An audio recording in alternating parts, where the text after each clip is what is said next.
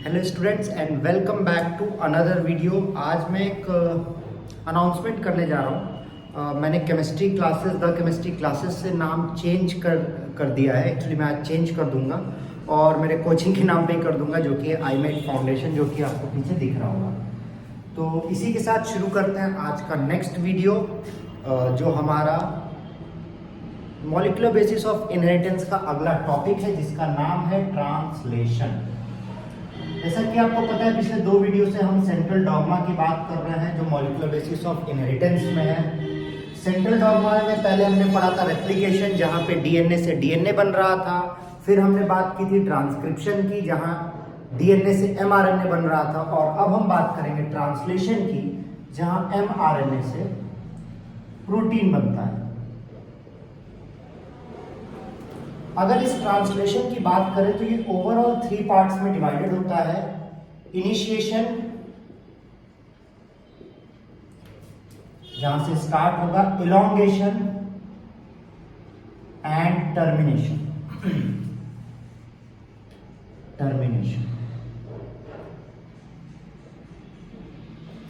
ये होता है कहां पे अकर करता है? अकर से साइटोप्लाज्म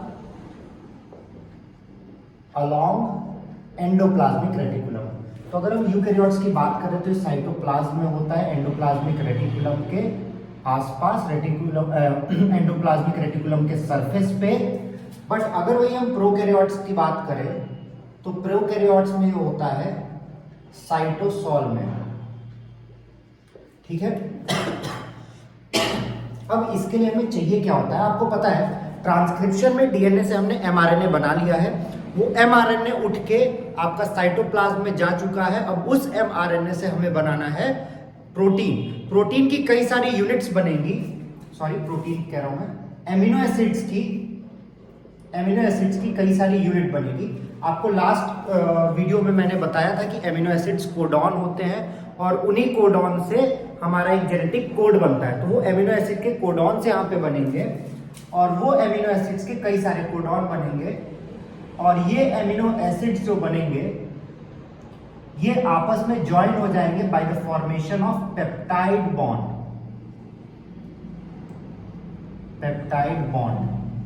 तो ये एमआरएनए से एमिनो एसिड प्रोटीन, पहले एमिनो एसिड बनाएगा, एमिनो एसिड आपस में ज्वाइन करेंगे by the formation of peptide bond. इसके लिए हमारी रिक्वायरमेंट्स क्या है, इसको जानते हैं।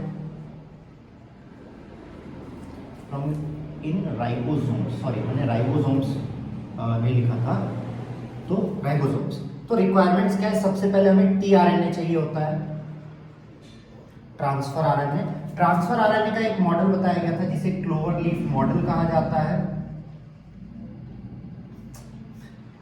क्लोवर लीफ मॉडल कहा जाता है।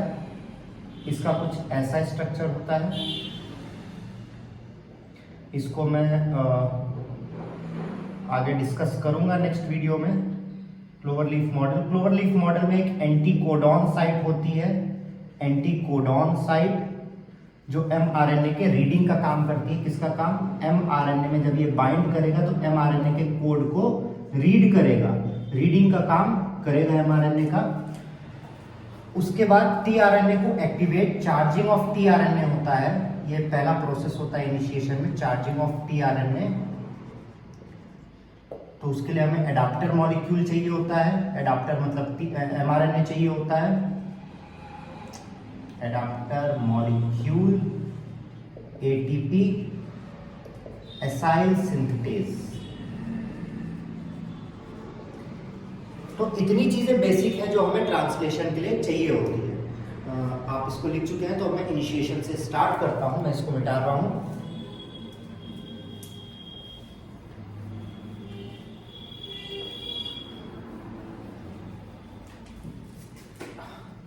इनिशिएशन में सबसे पहला काम होता है चार्जिंग ऑफ टीआरएनए।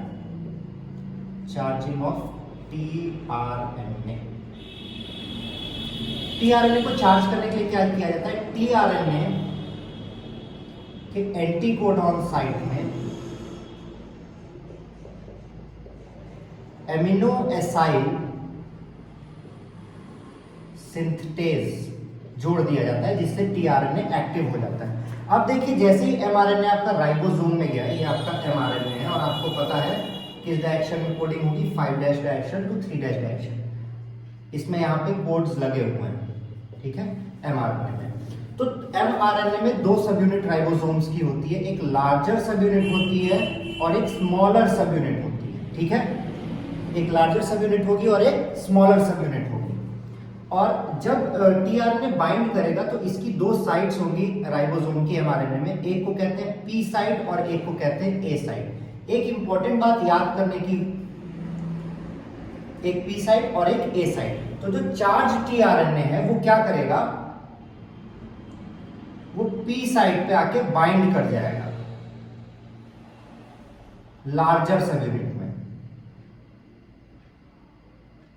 लार्जर सब यूनिट में जो एंटी कोडॉन साइट है, जो मैंने आपको बताया था कि एमआरएनए से बाइंड करेगी, वो पी साइट में आके टीआरएनए बाइंड कर जाएगा।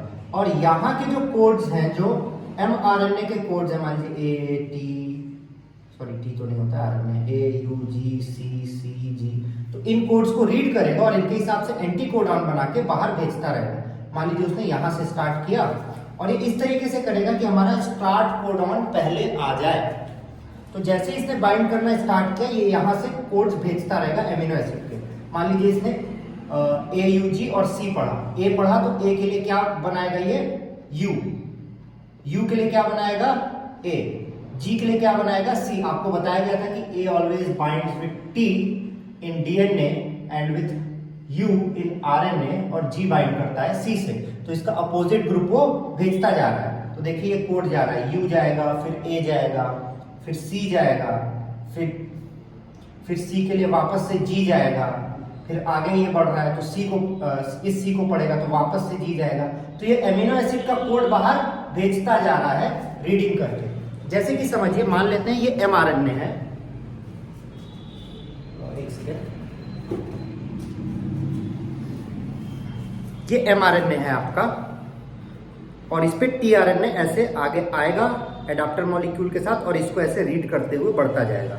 और जैसे जैसे रीड करता जाएगा इसका कोड बाहर निकालता जाएगा। जैसे मैं आपको दिखा रहा हूं, कैसे रीड किया, यहाँ पे था, रीड किया और इससे एमिनो एसिड का ऐसे कोड निकलता जाएगा और ये टीआरएनए आगे ऐसे बढ़ता जाएगा और इसमें से कोड एमिनो एसिड का निकलता जाएगा, ठीक।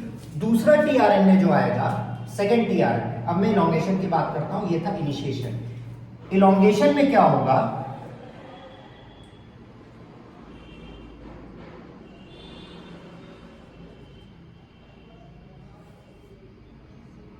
लार्ज सब यूनिट, ये स्मॉल सब यूनिट। तो पी साइड पे तो एक टीआरएनए आके बाइंड कर चुका है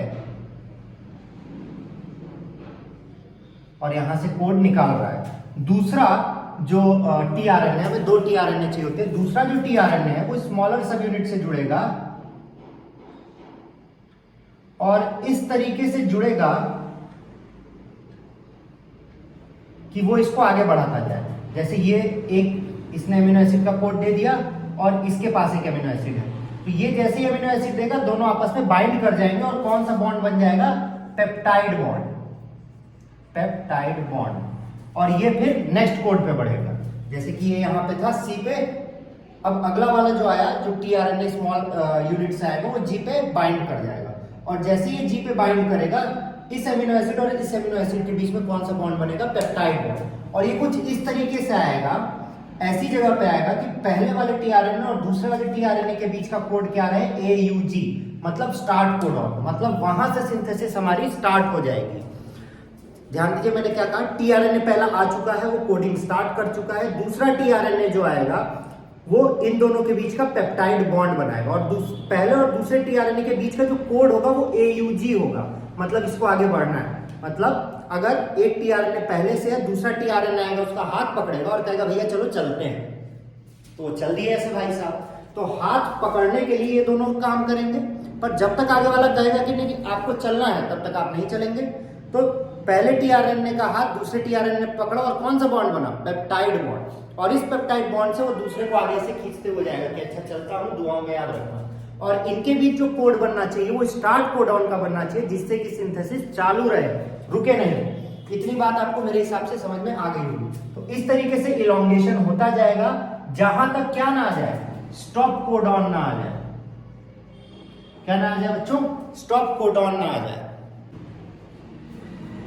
और यहां जो mRNA की बात है, mRNA में कुछ ऐसे रीजन्स होते हैं जिनको कहते हैं UTR, अनट्रांसलेटेड रीजन।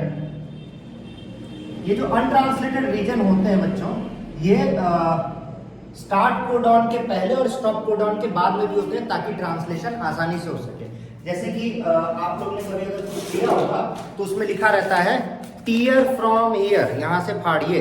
अगर टीयर फ्रॉम ईयर लिखा है यहां से फाड़िए तो उसके बाद जगह होती है ताकि पकड़ के फाड़ने में आसानी हो। इसीलिए ऐसे अनट्रांसलेटेड रीजन्स mRNA में स्टार्ट कोडॉन के पहले और स्टॉप कोडॉन के बाद में होते हैं, जिससे कि हमें ट्रांसलेशन के प्रोसेस में आसानी होती है। दूसरी बात अगर हम करते हैं इलोंगेशन का, इलोंगेशन में मैंने आपको बताया कि पी साइड और ए साइड के बीच बॉन्ड बनता है। और पेप्टाइड बॉन्ड होता क्या है बेसिकली, देखिए एमिनो एसिड का जो स्ट्रक्चर होता है, एमिनो एसिड का स्ट्रक्चर कुछ ऐसा होता है, CNH2 COOH, मतलब इसमें कार्बोक्सिलिक एसिड और अमीन ग्रुप दोनों रहता है, इसलिए इसे ज्विटर आयन कहते हैं।